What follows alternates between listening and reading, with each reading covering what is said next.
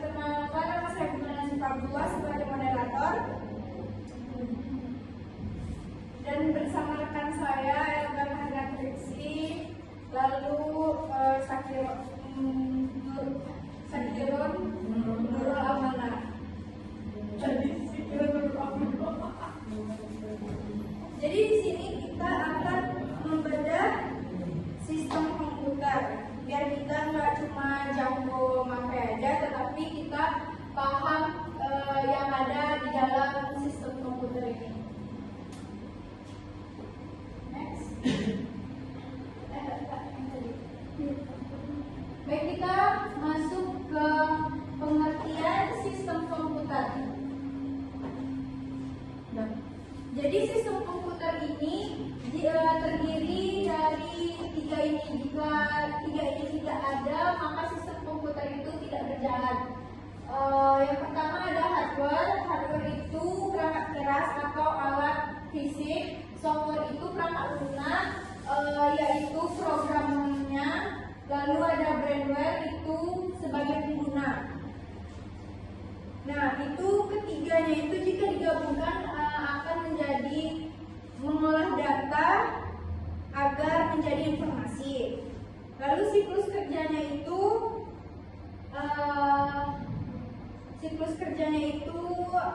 kita ngasih perintah atau input, diproses sama mesin atau yang namanya proses, disimpan biar nggak hilang, itu namanya storage. Lalu keluar dari hasilnya di layar itu output. Nah, ini terbalik teman-teman. Nah, ini ada sejarah dan evolusi komputer. Jadi komputer itu nggak langsung canggih ya teman-teman. Jadi generasi pertama itu komputer itu dulu mungkin ada sebesar ruangan ini. Jadi ruangannya itu panas. Lalu itu tuh di generasi 1. Lalu untuk generasi 2 itu sudah diperkecil. Terus ukurannya itu beralih pakai transistor, lalu pakai IC di generasi 3. Terus di generasi 4 ini, di generasi yang sekarang, yaitu mikroprosesor, PC dan laptop. Lalu di masa depan besok itu tuh teknologinya udah memakai AI. Lalu ini ada komponen hardware akan disampaikan oleh Elga. Baik, terima kasih atas kesempatan yang telah diberikan oleh moderator kepada saya. Selanjutnya kita akan membahas mengenai komponen hardware. Seperti yang telah disampaikan tadi oleh Bunga, pada bagian pengertian mengenai sistem komputer, di situ ada 3 jenis. Boleh ke slide sebelumnya? Itu ada 3 jenis gabungan, yaitu untuk sistem komputer ada hardware atau perangkat keras, software atau perangkat lunak, dan juga brandware ataupun pengguna. Ke slide-nya tadi. Nah, di sini kita akan membahas mengenai komponen hardware terlebih dahulu. Komponen hardware ini merupakan komponen yang terdiri dari input device, itu ada keyboard, mouse, dan juga sensor. Terus juga ada CPU atau Central Processing Unit. CPU ini merupakan bagian utama dari perangkat keras ini. Di dalam CPU itu ada ALU, CU, dan juga register. Kalau misalnya kita ingat-ingat pada pertemuan sebelumnya, di saat kita belajar dengan dosen kita yaitu Bapak Effendi, Bapak sudah sempat menyebutkan serta sudah sempat mention mengenai ALU, CU, dan juga register. Seperti yang bisa teman-teman lihat pada layar monitor dari PowerPoint yang telah kami buat. Selain itu juga terdapat memori. Ada 2 jenis memori. Yang pertama ada RAM atau Random Access Memory. Yang kedua ada ROM atau Read Only Memory. Untuk RAM sendiri merupakan penyimpanan data secara sementara, sedangkan untuk ROM sendiri merupakan penyimpanan data secara permanen. Selanjutnya itu selain RAM dan ROM, kita juga memiliki media penyimpanan lainnya. Seperti yang teman-teman lihat, itu ada HDD atau SSD. Gimana bacanya? HDD atau HDD? Gimana bacanya? HDD. Nah, untuk HDD sendiri merupakan singkatan dari hard disk drive, yaitu merupakan perangkat penyimpanan yang bekerja menggunakan piringan magnetik yang berputar. Contohnya itu seperti saya sudah menyiapkan gambarnya. Sebentar ya. Itu ada dua contoh yang sudah saya temukan untuk HDD sendiri. Yang pertama yaitu ada ini ya. Yang pertama ada Toshiba P3000 HDD. Ini merupakan contoh yang pertama. Slide yang warna biru. Dan ini merupakan contoh yang kedua yaitu Western Digital Blue. Ini merupakan contoh dari media penyimpanan HDD. Boleh ke PPT-nya. Selanjutnya yaitu ada SSD. SSD sendiri merupakan singkatan dari Solid State Drive, yaitu merupakan penyimpanan yang menggunakan chip memori tanpa piringan berputar. Kalau misalnya kita bahas sebelumnya, kalau HDD itu dia menggunakan media piringan yang berputar, sedangkan untuk SSD sendiri dia kebalikan dari HDD tadi. Nah, contohnya itu bisa dilihat tadi pada gambaran ini. Nah, ini itu namanya Samsung 970 Evo Prince SSD. Ini merupakan contoh yang pertama dan ini merupakan contoh kedua yaitu Instant A400 SSD. Untuk HDD sendiri, dia itu untuk kelebihannya itu harganya lebih murah dibandingkan dengan SSD. Terus dia kapasitasnya itu juga lebih besar. Terus lebih cepat dan juga dia cukup sampai situ. Yang lebih cepat dan hemat daya itu merupakan SSD. Itu dia untuk kelebihannya. Sedangkan kekurangannya untuk HDD itu kecepatannya lebih lambat dan mudah rusak jika terkena benturan. Jadi kalau misalnya dia terjatuh atau kena benturan apapun, dia sangat-sangat mudah rusak. Jadi benar-benar kalau misalnya kita punya penyimpanan tadi itu, kita harus benar-benar menjaganya dengan berhati-hati. Terus kalau untuk SSD sendiri, kekurangannya itu ada harganya lebih mahal. Selanjutnya kita akan masuk ke komponen software. Nah, komponen software sendiri terdiri dari sistem operasi, aplikasi, dan juga software development. Untuk komponen software sendiri di sini berfungsi sebagai sistem operasi yang menghubungkan antara hardware dan juga pengguna. Sedangkan aplikasi membantu untuk menyelesaikan pekerjaan sehari-hari seperti itu. Untuk jenis-jenis sistem operasinya itu seperti yang teman-teman di situ ada tools untuk membuat program, terus aplikasi seperti yang saya sebutkan tadi sebelumnya yaitu membantu pekerjaan seperti Word dan lain-lain. Terus kita masuk kepada arsitektur dan organisasi komputer. Di sini ada dua arsitektur yang kami cantumkan di dalam PPT yang tertera pada layar monitor. Yang pertama yaitu ada dari von Neumann. Nah, untuk von Neumann sendiri yaitu merupakan arsitektur komputer yang dikembangkan oleh ilmuwan bernama John von Neumann. Jadi untuk von Neumann ini merupakan model dasar sistem komputer yang menyimpan data dan instruksi program dalam suatu memori yang sama. Contoh-contoh komponennya itu seperti CPU, memori, terus juga input, output, dan bus atau jalur penghubung antar komputer. Nanti kalau misalnya kita pada pertemuan selanjutnya, nanti kita akan membahas mengenai bus, yaitu akan dibahas oleh kelompok 2. Jadi nanti akan dijelaskan lebih lanjut saja oleh kelompok 2 mengenai bus tadi tersebut. Yang maksudnya pertemuan selanjutnya yang akan itu. Nah, jadi singkatnya untuk von ini merupakan dasar cara kerja komputer modern yang masih digunakan sampai sekarang. Jadi benar-benar temuan-temuan ditemukan oleh si John von Neumann ini benar-benar masih direalisasikan serta digunakan dari awal dia ditemukan sampai dengan saat ini. Gitu. Jadi benar-benar dalam banget ya teman-teman. Selanjutnya itu ada Harvard. Nah, ini merupakan model arsitektur komputer yang memisahkan antara memori untuk data dan memori untuk instruksi ataupun program. Arsitektur ini dikembangkan sebagai pembanding dari arsitektur sebelumnya, yaitu dari arsitektur John von Neumann sendiri. Untuk ciri-cirinya sendiri dari Harvard ini yaitu memiliki dua memori terpisah. Terus juga ada dua memori tersebut, ada memori instruksi dan juga memori data. Terus proses data dan instruksi bisa dilakukan secara bersamaan, lebih cepat dalam pemrosesan tertentu. Untuk perbedaannya dari arsitektur von Neumann dan juga Harvard, yaitu kalau Neumann sendiri data dan instruksi memori saja, tapi kalau untuk Harvard itu Jadi itu perbedaannya. Kalau yang pertama itu mereka menyatu, kalau yang kedua itu mereka dipisah. Gitu. Jadi kalau disederhanakan, Harvard, kalau misalnya contoh sederhananya itu untuk Harvard ini kita bisa sederhanakan seperti sebuah lemari. Seperti kita punya dua lemari, tapi dia terpisah. Satu untuk buku, yaitu untuk peletakan instruksi tadi, dan satu lagi untuk alat, untuk data, yaitu untuk si memori data tadi. Jadi bisa diambil bersama-samaan tanpa saling menunggu satu sama lain. Nah, selanjutnya kita akan membahas mengenai jaringan komputer. Jaringan komputer sendiri, boleh tolong bisa lagi? Oke, jaringan komputer sendiri yaitu untuk menghubungkan komputer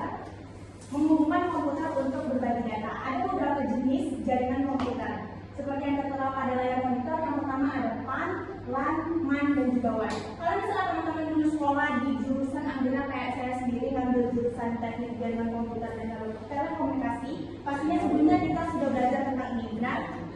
Ya benar. Karena kebetulan satu jurusan sama teman saya di samping juga kebetulan satu jurusan, pastinya kita sudah belajar tentang ini. Tapi kan sebelumnya teman-teman semuanya belum tahu. Jadi sini kita bakalan gali sama-sama lagi, mengingat sama-sama lagi mengenai jenis-jenis dari jaringan ini. Yang pertama ada PAN atau Personal Area Network.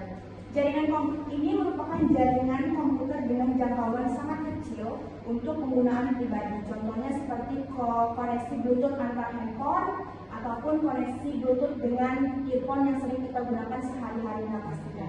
Yang kedua adalah Local Area Network. Nah, untuk LAN sendiri merupakan jaringan yang mencakup area lokal seperti rumah, sekolah, laboratorium, atau kantor. Kalau misalnya kita belajar tuh di LAN 49, itu merupakan salah satu contoh dari jaringan Local Area Network karena dia hanya mencakup suatu ruangan saja, gitu. Terus yang kedua ada yang ketiga ada MAN atau Metropolitan Area Network. Nah, jaringan ini merupakan jaringan yang mencakup wilayah satu kota atau antar gedung dalam kota. Contohnya seperti jaringan antar kantor pemerintah dalam satu kota. Jadi dia jangkauannya itu lebih besar dibandingkan PAN dan juga LAN tadi. Yang terakhir ada WAN atau Wide Area Network. Nah, kalau ini merupakan jaringan dengan cakupan sangat luas hingga antar negara atau seluruh dunia. Contohnya seperti yang kita gunakan sehari-hari dan tidak bisa lepas dari kita, yaitu internet. Karena kita sebagai generasi Gen Z pastinya benar-benar nggak bisa lepas tanpa internet. Kamu bisa? Berapa hari kamu bisa lepas tanpa internet? Nggak bisa. Kurang lebih satu hari. Bisa. Bisa satu hari penuh. Nah, berarti mayoritas sebenarnya memang ada beberapa mayoritas yang kalau misalnya kita temukan pasti memang ada teman-teman yang memang nggak bisa lepas dari koneksi internet tadi. Cuma dari 100% saya yakin sepenuhnya 90% generasi Z atau generasi Gen Z ini tidak bisa lepas sama sekali dari internet karena itu merupakan pengalaman pribadi saya. Kalau misalnya kita lihat keluar, kita ketemu sama teman-teman kita ataupun orang asing dimanapun itu, pasti kita bakalan melihat mereka selalu berhubungan dengan internet. Benar nggak? Saat kita ketemu teman-teman kita, mereka menggunakan handphone pasti selalu, pastinya nggak bisa lepas. Bahkan saat kita berkumpul pasti tetap ada yang akan menggunakan handphone. Gitu. Itu merupakan salah satu contohnya. Terus juga ada yang namanya menggunakan protokol TCP atau IP. Lanjut ke slide berikutnya. Mati. Nah, selanjutnya akan dijelaskan oleh teman saya kembali yaitu Bunga Najib Abdullah. Terima kasih.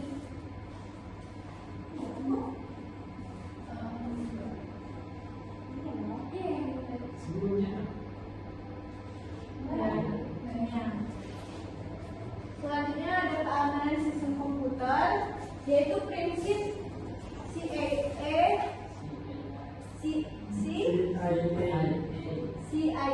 trade. Ada tiga yaitu confidentiality atau kerahasiaan, yang kedua integrity yaitu keutuhan data, lalu ada yang terakhir ada availability atau ketersediaan. Lalu ada ancamannya yaitu malware atau virus, lalu ada phishing,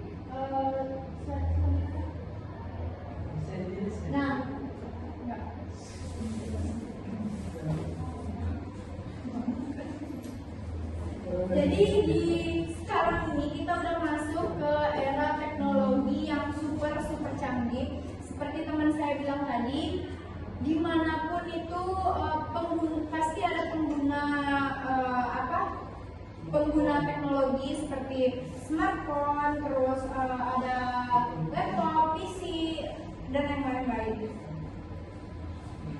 Teknologi terkininya itu ada AI yang membantu komputer biar bisa belajar sendiri. Lalu yang kedua ada cloud computing, itu tuh buat nyimpen data secara online. Lalu ada IoT seperti yang kita pelajari yaitu IoT, teman-teman. IoT ini yaitu bikin barang di rumah itu berkoneksi ke internet.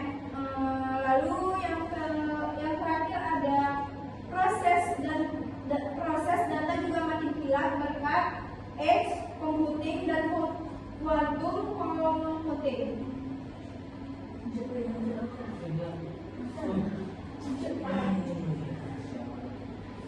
Itu merupakan salah satu bahwa yang tidak bisa terlepas dari internet.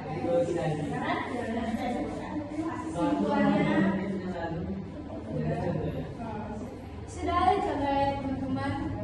Simpulannya yaitu sistem komputer itu harus terhubung antara hardware, software, dan firmware yang bekerjasama secara sinergis untuk mengolah data menjadi informasi. Perkembangan di zaman sekarang itu udah super canggih teman-teman. Dari zaman komputer itu dari tabung vakum sampai sekarang itu udah memakai AI. Terus semua komponen ini dirancang supaya hidup manusia jauh lebih efisien dan mempermudah manusia.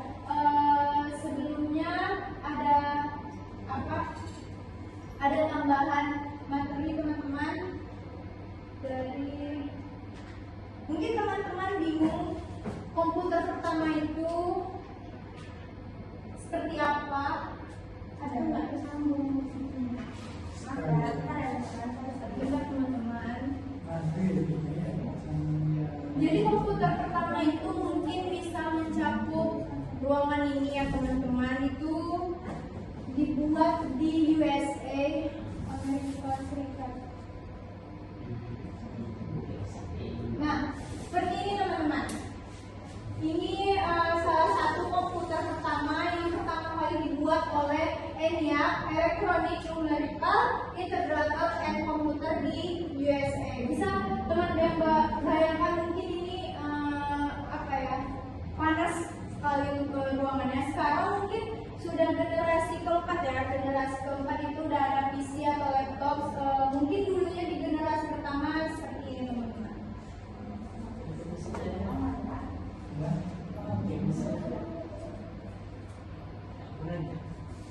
Baik, mungkin itu saja materi yang bisa saya sampaikan dengan rekan saya. Apakah teman-teman ada yang ingin ditanyakan atau ingin didiskusikan?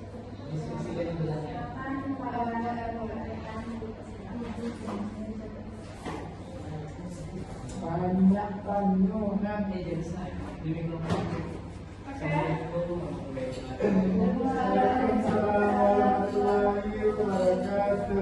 Saya Rumaihan dari kelompok 4 ingin menanyakan satu hal. Pernyataannya, saya kan sudah bayangkan mungkin ini panas sekali ruangannya. Sekarang mungkin sudah generasi keempat ya. Generasi keempat itu udah ada PC atau laptop. Mungkin dulunya di generasi pertama seperti ini teman-teman.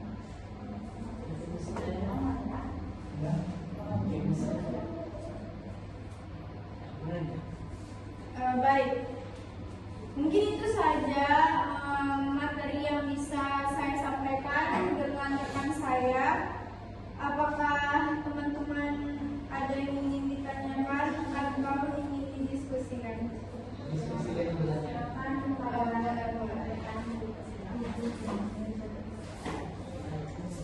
banyak tanyakan di mikrofon. Oke. Waalaikumsalam warahmatullahi wabarakatuh. Saya Umairhan dari kelompok 4 ingin menanyakan satu hal. Pernyataannya, saya kan sudah baca makalah yang telah diberikan dan juga sudah dijelaskan juga di sini. Nah, kan di makalah ataupun di presentasi ini sudah dijelaskan ada dua rangkaian instruksi prosesor, yaitu CISC yang digunakan oleh Intel atau AMD dan RISC yang digunakan oleh ARM pada software. Dari sini kan instruksinya sederhana, eksekusinya cepat, sangat cepat dan bahaya.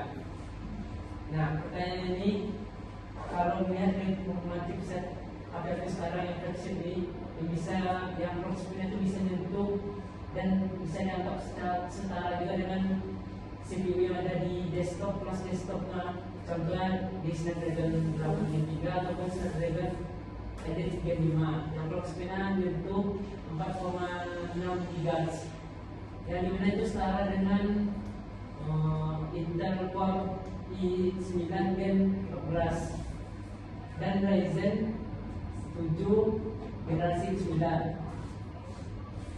Kira-kira dari kedua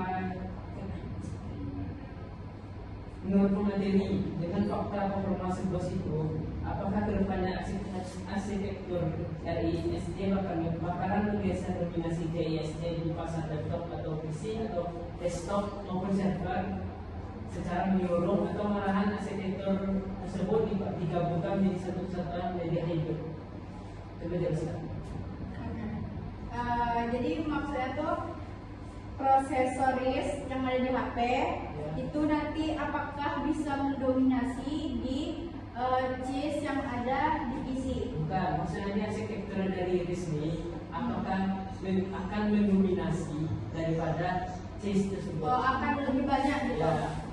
Mungkin maaf ya teman-teman, jujur pemateri mungkin masih belum sampai ke sana, tapi ini masih sepengetahuan pemateri teman-teman, pengetahuan umum pemateri.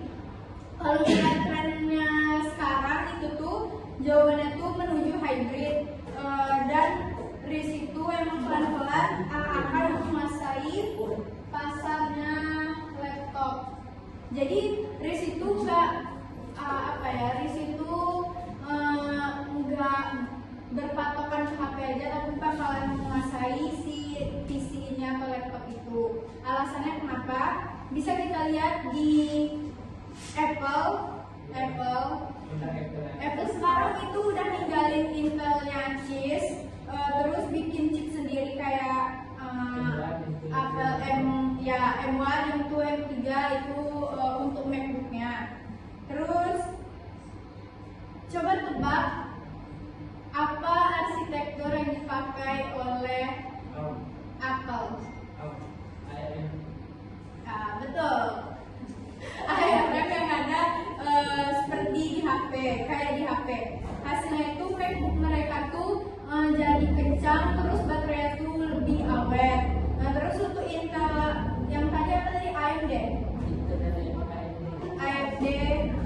yang ada di CISC. Ya, AMD yang ada di CISC itu nggak mau ketinggalan juga sama RISC. Mereka juga bikin prosesor biar prosesor itu nggak panas, mereka adopsi cara kerjanya si RISC dalam chip mereka. Jadi mungkin bahasanya tuh mereka itu bekerja sama atau kayak mana ya, buat hybrid gitulah. Iya, apakah seperti itu?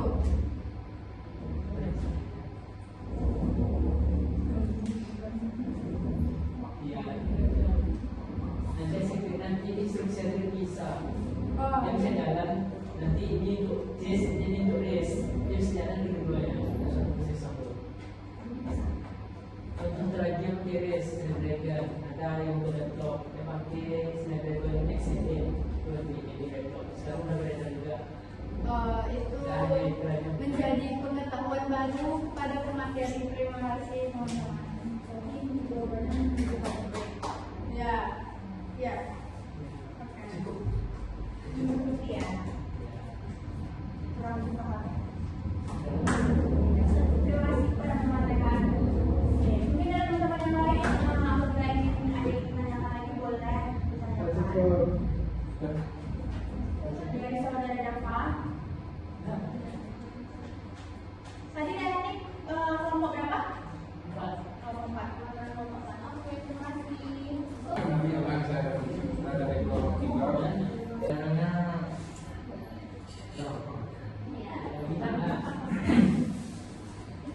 contoh penerapan edge computing tadi itu di kehidupan sehari-hari.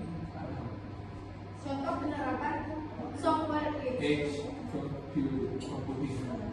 Yang rumah itu generasi komputer kan. Oke teman-teman. Ya, iya. Ya. Contoh dari penerapan. Oke. Jawaban sendiri. Jawab sendiri dong pastinya. Oke, Sendiri. Dari Muhammad Jafar sendiri tadi bertanya mengenai apa penerapan edge computing ini di dalam kehidupan sehari-hari kita. Pertanyaannya bagus teman-teman karena memang di slide ini nggak kita sebutkan ya, diagramnya nggak akan disebutkan apa contoh-contoh penerapannya seperti apa dia. Maka dari itu saya di sini akan bantu jawab. Untuk contoh penerapannya sendiri dari edge computing ini sebenarnya sering banget kita temukan di dalam kehidupan sehari-hari. Bahkan kita gunakan juga dalam kehidupan kita sehari-hari. Contohnya seperti yang ada di depan teman-teman sendiri, yaitu bedah TV yang berbentuk petak itu atau biasa kita sebut smartphone, itu merupakan salah satu contoh dari penerapan edge computing tadi. Kenapa bisa disebut itu salah satu contohnya? Karena di dalamnya itu terdapat fitur pengenal wajah. Kalau misalnya teman-teman punya handphone yang bisa dibuka HP-nya dengan ya benar sekali. Itu merupakan ID, itu merupakan salah satu contoh, terus juga menggunakan sidik jari. Itu merupakan salah satu contoh dari edge computing.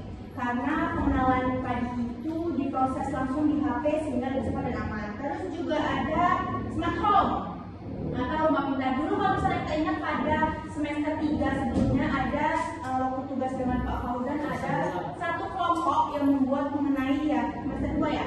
Ada satu kelompok yang membuat mengenai smart home atau rumah pintar. Maksudnya seperti iya benar saya benar sekali saya juga iya kelompok saya ya dengan Angga juga dengan Setia juga, yaitu contohnya itu seperti lampu otomatis, terus juga AC pintar, speaker pintar yang dapat merespon perintah-perintah dengan cepat melalui perangkat lokal. Nah itu merupakan salah satu contohnya juga.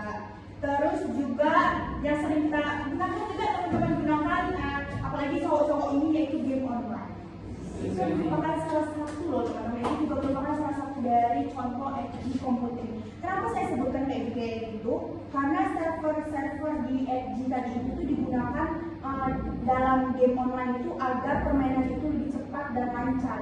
Jadi dia mengurangi delay atau mengurangi lag yang membuat teman-teman emosi saat memainkan game tadi itu.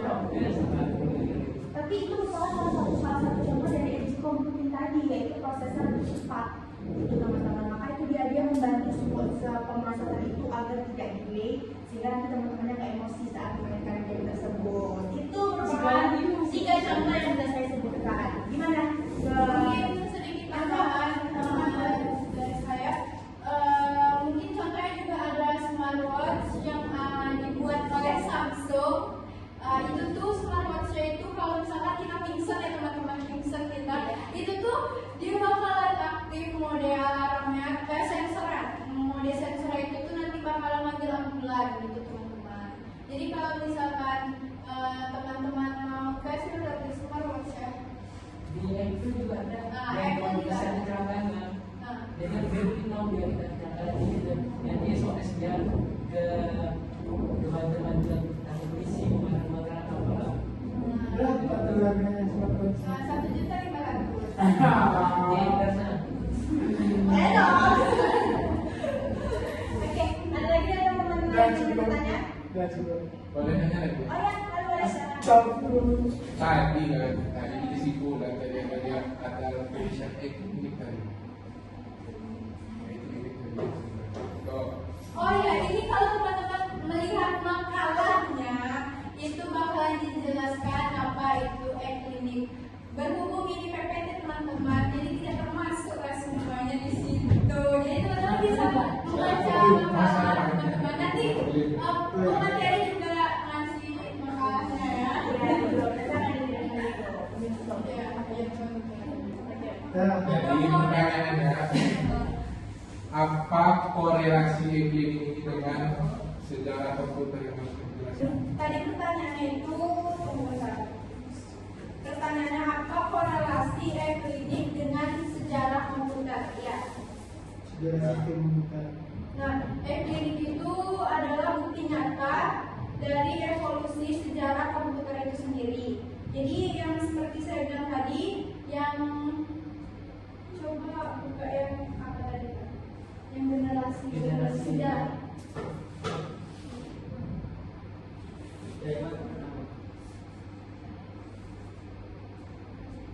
Nah, di generasi satu tadi saya bilang itu tuh tabungnya vakum kan, tabungnya vakum. Lalu di generasi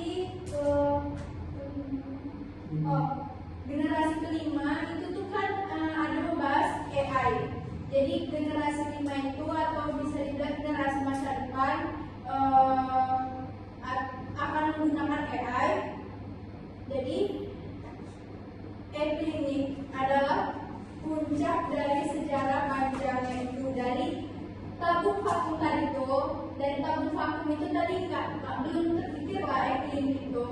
Jadi yang terpikir itu pas di zaman generasi kelima, generasi ini bisa dibilang sekarang udah pakai AI kan. Jadi Euclidik itu dibikin pas adanya si AI tadi itu. Terus tanpa adanya evolusi komputer dari mesin hitung raksasa tadi menjadi perangkat pintar dan terkoneksi internet dan cloud, aplikasi manajemen rumah sakit, Euclidik itu yang bisa otomatis nyambung ke BPJS nggak akan pernah bisa diciptakan. Jadi yang seperti saya bilang tadi, di generasi 5 itu barulah muncul Euclidik yang sekarang atau bisa dikenal BPJS itu. Jadi BPJS itu bisa nyambung sama program kesehatan kita ya teman-teman. Jadi sejarah hardware yang membuka jalannya si software canggih tadi itu. Tadi kan Euclidik itu bisa dibilang canggih lah. Oke. Ada lagi jawab? Dari saudara Berarti Oh, yang bisa mengundi sendiri di Cina tuh termasuk generasi 5 atau? Ya, akan ada yang lainnya. Betul tuh, Jadi masuk. kan AI mungkin bisa sepengetahuan saya di Jepang itu udah duluan di Cina tadi udah duluan menggunakan AI dibandingkan di Indonesia sendiri. Jadi kalau mengapa di Cina ya, di Cina tadi lebih maju mungkin yaitu tadi AI lebih di situ duluan. Karena teknologi itu dia lebih berkembang duluan di sana dibanding negara kita sendiri. Yeay. Sudah cukup. Cukup. Terima kasih.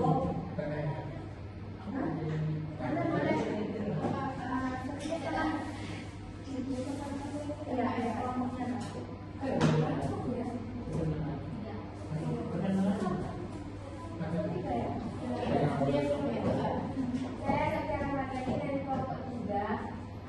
Tadi pada materi yang dijelaskan Kelompok 3. rambut itu bersifat sementara, Kelompok sedangkan 3 ya? bersifat permanen. Nah, pertanyaan itu, jika bersifat sementara dan datanya hilang saat disepakati, mengapa komputer tetap membutuhkan RAM dan tidak langsung memakai ROM saja? Berarti pertanyaannya lebih CPU itu kan kerja cepat kali gitu, kayak mungkin bisa dibilang loadingnya itu cuma berapa ya, 1,100 gitu ya. Sedangkan ROM atau penyimpanan permanen itu tuh dia lambat kerjanya. Kenapa dia lambat kerjanya? Karena dia tuh penyimpanannya mungkin permanen kan. Nah, penyampaian permanen jadi lambat.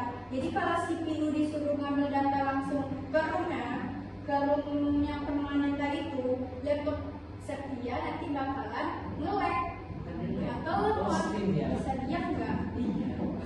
Tolong teman-teman ini maksudnya teman-teman, kan di sini tadi setiap saran pada kelompok kami. Jika teman-teman memang ingin menambahkan, tolong berikan waktu kepada pemateri untuk menyelesaikan jawaban yang kami berikan. Nanti di saat kami membuka sesi, apakah teman-teman ada yang menambahkan? Baru teman-teman boleh menyampaikan aspirasi teman-teman untuk menambahkan seperti itu. Sip.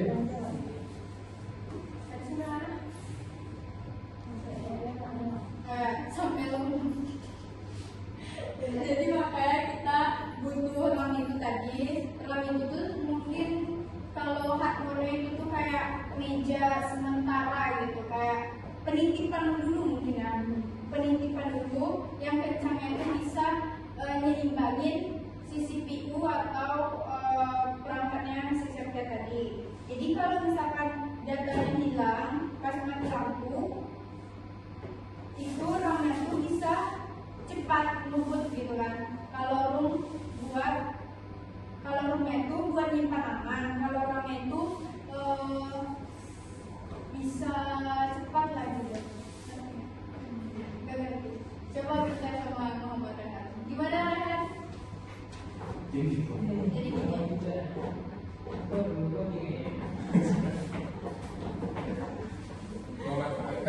nanti apa aja yang foto kan? Jangan. Yang ketiga, Biar apa? Biar profesional lah. Kalau dua sana nanti simpan ya. Jadi seperti apa? Cepat lah. Tidak akan lagi. Kalau dia di mana? Di mana dia nggak bisa langsung diambil dari gitu aja kan? Pasti dia bisa rusak nanti. Kemungkinan rusak. Perlulah namanya jembatan program transfer memori yang sangat cepat untuk membantu menghilangkan data-data dari RAM ke CPU untuk diproses dan ditampilkan di output. Itulah fungsinya sebagai jembatan antara ROM ke CPU-nya untuk diproses dan ditampilkan. Bisa dibilang si RAM kita itu sebagai apa ya, tempat singgah hidup. Sebagai caranya dan cepatnya tuh kalau misalnya dia ambil langsung ke ROM, CPU-nya langsung minta langsung ke ROM, otomatis kan lambat. Dan berakibat juga bisa merusak ROM tersebut, solid tersebut. Jadi pemahaman baru bagi kemarin. Oke. Udah. Ada lagi? Udah. Yang oke teman-teman, karena kita mengingat waktu juga sudah sore dan pastinya kita juga punya kesibukan masing-masing, maka dari itu kami mengucapkan terima kasih kepada seluruhnya yang sudah mau memperhatikan serta mendengarkan pemaparan materi kami mengenai sistem komputer pada hari ini. Semoga ini menambah pemahaman baru serta menambah ilmu pengetahuan baru untuk kita semua. Terima kasih untuk yang juga sudah bertanya dan menjualkan pendapat-pendapatnya. Jadi sebenarnya pemahaman baru juga bagi kami para materi. Saya akhiri, assalamualaikum warahmatullahi wabarakatuh.